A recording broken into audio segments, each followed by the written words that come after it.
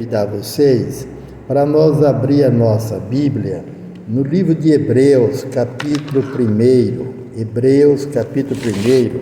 Eu quero ler um versículo aqui para a nossa meditação, para que os irmãos tenham ideia, irmão, como Deus foi misericordioso para com essa geração última aqui da terra, né?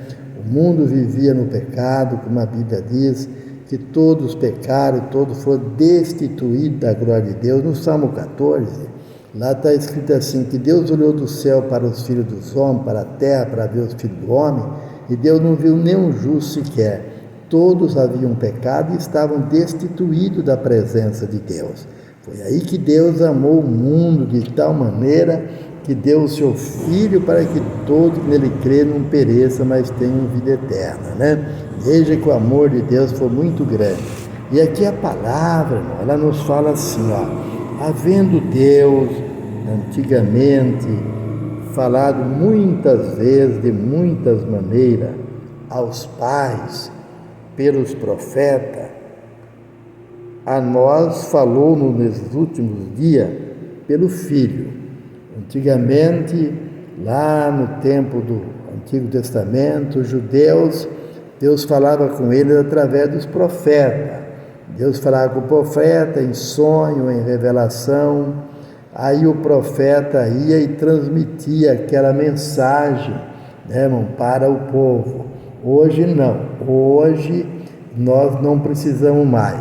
Vocês vejam que lá em Mateus, irmão, no livro de São Mateus, nós encontramos aqui, quando a palavra do Senhor, ela nos fala bem claro, olha, veja bem, irmão, olha bem, porque todos os profetas e a lei profetizaram até João. Todos os profetas e a lei profetizaram até João. De João para cá, não houve mais a necessidade. Por que não houve a necessidade, irmão? Eu quero ler para vocês verem.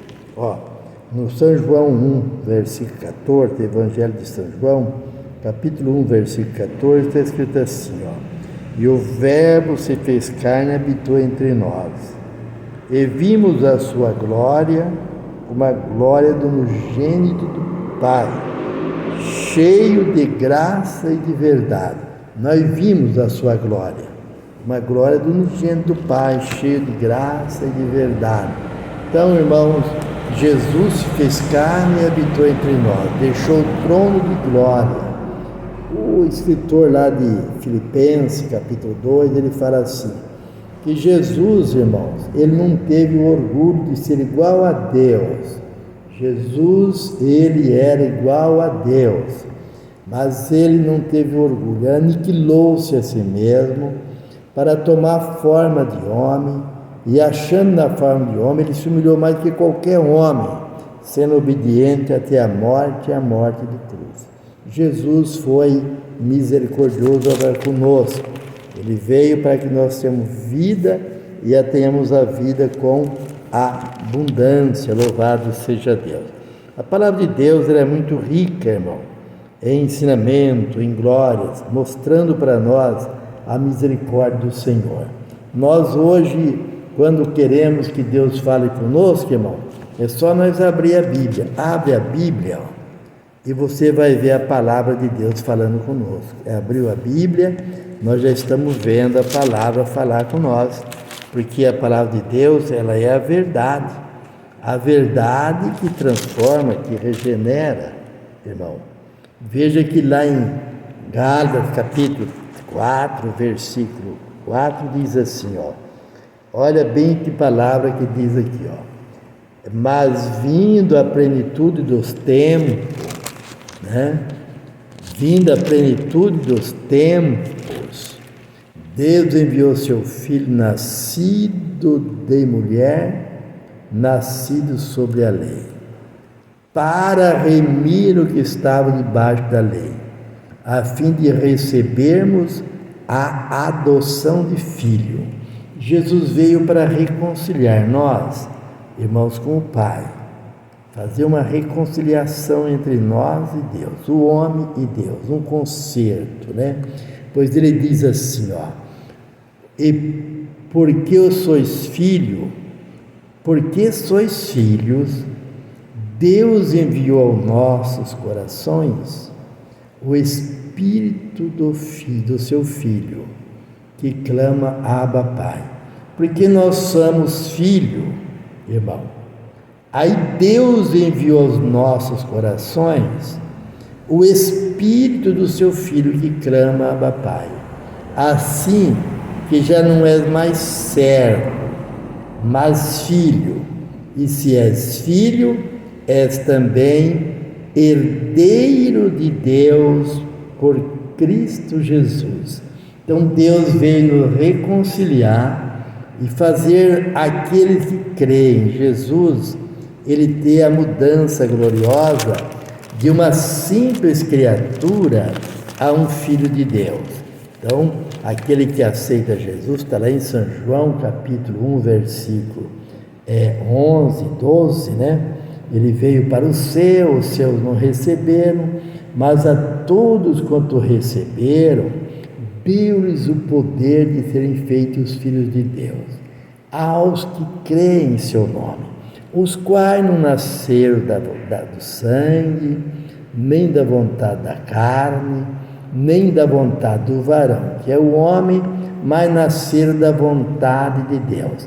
E a vontade de Deus, irmãos, é que nenhum homem se perca, mas que ele venha arrepender dos seus pecados e aceitar o Evangelho de Jesus como a regra para a nossa fé.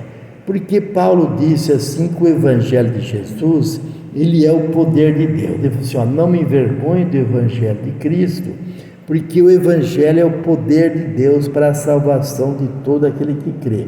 Não importa que ele seja judeu, grego, gentil, todos que crêem no Evangelho recebem o perdão dos seus pecados. Então isso é coisa muito bonita, irmão, muito maravilhosa, que nós possamos buscar essa doutrina santa, maravilhosa de nosso Senhor Jesus Cristo e gozar desse tão grande privilégio que é a remissão dos nossos pecados pela cruz de Jesus Cristo, né? Lá em Efésios capítulo 1, versículo 10, a gente lê a Bíblia aqui, olha, para você ver como a palavra de Deus é maravilhosa. Diz assim, ó, de tornar a congregar em Cristo todas as coisas, né? Olha, descobrindo-nos o mistério da sua vontade, mistério da vontade de Deus, irmão, segundo o seu beneplácito, segundo o seu desejo, segundo a sua vontade, né?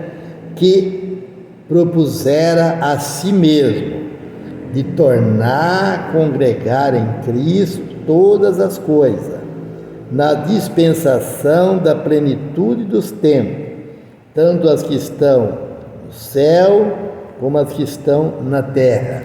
Tudo foi feito a reconciliação. Então, meus queridos irmãos, o mundo hoje tem oportunidade, só vai ficar sem a salvação quem não quiser Jesus.